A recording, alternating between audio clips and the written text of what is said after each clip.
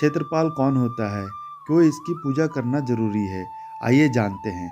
मित्रों, बहुत कम लोग जानते हैं कि क्षेत्रपाल कौन होता है। जब वास्तुशास्त्र की पूजा की जाती है तो उसके अंतर्गत क्षेत्रपाल की पूजा भी होती है।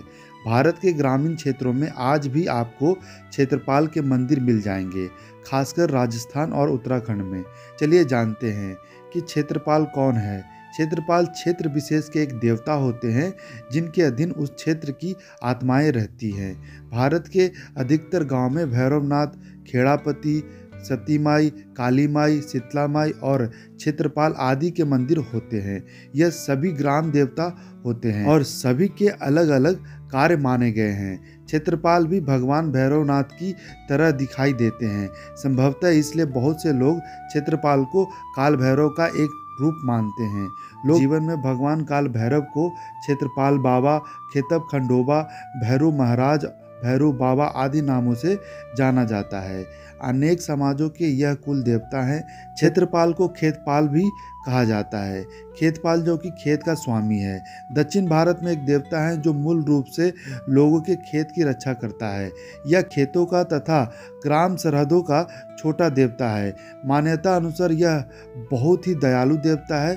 जब अनाज बोया जाता है या उत्पन्न होता है तो इससे उसकी पूजा होती है ताकि यह बोते समय ओले या जंगली जंतुओं से उसका बचाव करे, और भंडार में जब अन्न रखा जाए तो कीड़े और चूहों से उसकी रक्षा करे। इसके अलावा यह न्याय करने वाला देवता भी है। यह गांव की भलाई चाहता है, इसलिए यह अच्छे को पुरस्कार तथा धूर्त को दंड भी देता है। इसे रोट व भेंट चढ़ाई जाती है। कुछ जगहों पर क्षेत्रपाल को पशु बलि भी दी जाती है। क्षेत्रपाल के लिए गांव में या वास्तु पूजा के समय विशेष पूजा होती है। कहते हैं कि आप जिस भी क्षेत्र में रहने जा रहे हैं उस क्षेत्र का एक अलग ही क्षेत्रपाल होता है, अतः वहां रहने से पहले उसकी पूजा करके उसकी अनुमति से रहा जाता है ताकि किसी भी प्रकार का कोई संकट न हो। क्षेत्रपाल का महत्व। क्षेत्रपाल की बहुत अहम भूमिका है। कोई ऊपरी बाधा उत्पन्न होती है, किसी तांत्रिक के द्वारा कोई कुकर्म किया गया हो, भूत प्रेत जीना कोई भी शक्ति किसी साधक पर छोड़ी गई हो, सभी क्षेत्रपाल के आदेश के बिना उस क्षेत्र में प्रवेश नहीं कर सकता। उस घर के शटरपाल होता है। जो शक्ति छोड़ी गई है उस शक्ति को उस जगह के क्षेत्रपाल जी को अपना पूरा विवरण देना होगा। वह क्यों उस क्षेत्र में जाना चाहती है, किस लिए जाना चाहती है आदि इन्फॉर्मेशन देना होता है।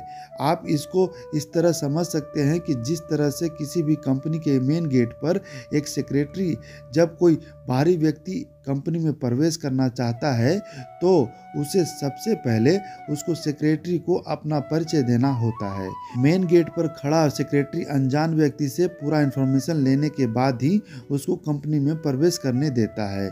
उसी प्रकार क्षेत्रपाल भी एक विशेष क्षेत्र का सेक्रेटरी होता है। तो क्षेत्रपाल उस शक्ति की पूरी बात सुनते हैं। अगर उनको उचित लगता है तो वह जाने देते हैं, नहीं तो वो शक्ति वापस चली जाती है। तो साधक पूजा पाठ करता है और भगवान को मानता है और क्षेत्रपाल जी को भी मानता है। तो क्षेत्रपाल खुद उसकी रक्षा करते हैं, किसी भी बुरी शक्ति को उसके पास आने से रोकते हैं।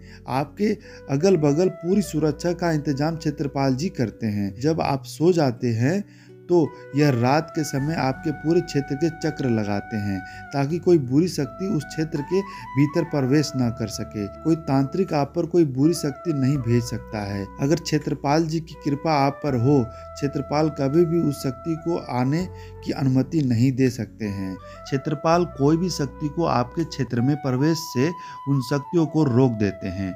वहीं पर जो पितरी होते हैं वह गलत शक्तियों को आपके घर पर आने से रोक देते हैं। क्षेत्रपाल अगर अनुमति दे देते हैं तो आपके पितरी आपके सहायक होंगे। वैसे तो पितरी और क्षेत्रपाल दोनों को पूजना चाहिए। तंत्र जगत में भी क्षेत्रपाल जी का विशेष महत्व है। जब कोई साधक लंबे समय तक साधना करता है तो कोई शक्ति प्रत्यक्ष नहीं हो रही है तो आप समझ सकते हैं कि क्षेत्रपाल उनको आपके पास आने से रोक रहे हैं, क्योंकि कोई भी शक्ति क्षेत्रपाल जी के बिना आज्ञा से नहीं आ सकती। इसलिए आपको पहले क्षेत्रपाल जी को मनाना होगा, तब जाकर वह शक्ति आपके पास आ सकती है।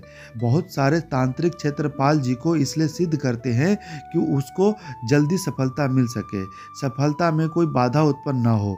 जैसे आप किसी विद्या की साधना कर रहे हैं, तो उस शक्ति को जो सेवक या दूत होते हैं वह आपकी साधना को भंग करने के लिए आते हैं। अगर ऐसे में आपके ऊपर क्षेत्रपाल जी की कृपा है तो वह आपके पास आने से उस शक्ति को तुरंत रोक देंगे। इससे आपकी सफलता के चांस बढ़ जाते हैं। अगर आप क्षेत्रपाल जी को सिद्ध कर लेते हैं तो उस क्षेत्र की जितनी भी सात्विक, तामसिक, मुस्लिम, भूत प्रेत सब बड़ी छोटी शक्तियाँ आपके अधीन हो जाती है। इस साधना के बाद आपको अथाह शक्तियों की प्राप्ति हो जाती है। तो दोस्तों, ये वीडियो आपको कैसी लगी कमेंट करके ज़रूर बताएं और चैनल को सब्सक्राइब करते जाएं। जय श्री राम, जय बजरंगबली।